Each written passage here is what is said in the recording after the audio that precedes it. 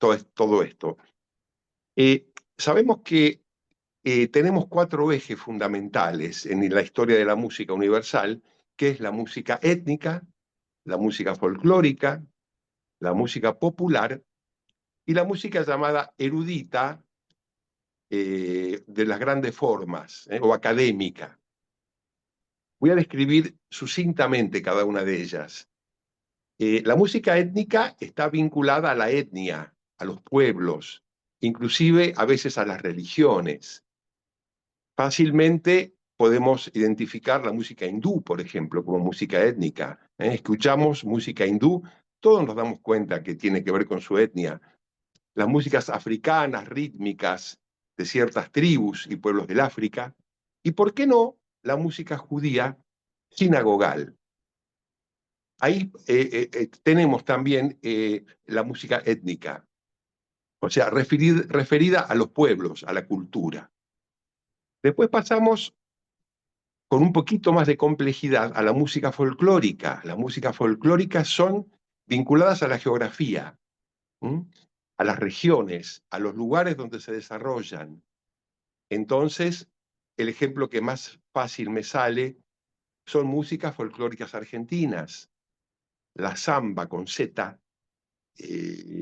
salteña, la chacarera santiagueña, el chamamé correntino, la milonga de la provincia de Buenos Aires.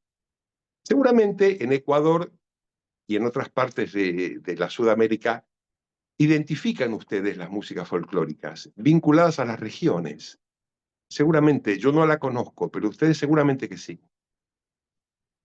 Como tercer eje tenemos lo que es la música popular.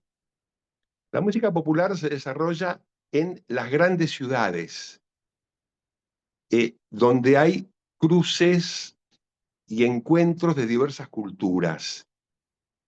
Me permito decir que esto es antes de Internet y antes de que todos escucháramos todo y antes de la inteligencia artificial. Creo yo que a partir de ahora estamos, no digo en un problema, pero va a haber un cambio importante en muchas cosas culturales y seguramente la música le va a pasar con la inteligencia artificial. El otro día Brian May, el guitarrista de Queen, dijo: es el último año en donde los compositores nos vamos a lucir componiendo. Bien, un paréntesis. Pero tradicionalmente las músicas populares se desarrollaban en las grandes capitales. Tenemos como ejemplo argentino el tango, que podríamos hablar de fusión entre la habanera y la milonga, el rock americano, podríamos hablar del rock and roll, el blues y el jazz, la época de los Beatles, de los 60, en Inglaterra, ellos toman lo americano y le agregan lo suyo. La música popular es música de fusión, y la palabra popular la podemos asociar con que se populariza también, más que las músicas folclóricas. Y finalmente tenemos las músicas eruditas, las músicas académicas, a partir de Johann Sebastian Bach, en el 1700 comienzos, bueno, Beethoven, Mozart, y las músicas románticas, las grandes formas, Chopin, Schubert, Schumann, afortunadamente son rescatadas y conservadas por los estados. Los estados apoyan esa música, para que eso no se pierda. Pero son formas largas. Esta introducción la hago para hablar de la fusión. Nos vamos a centrar en la música popular. Entonces, pasemos ahora a la música sefardí tradicional. Tenemos 2 etapas.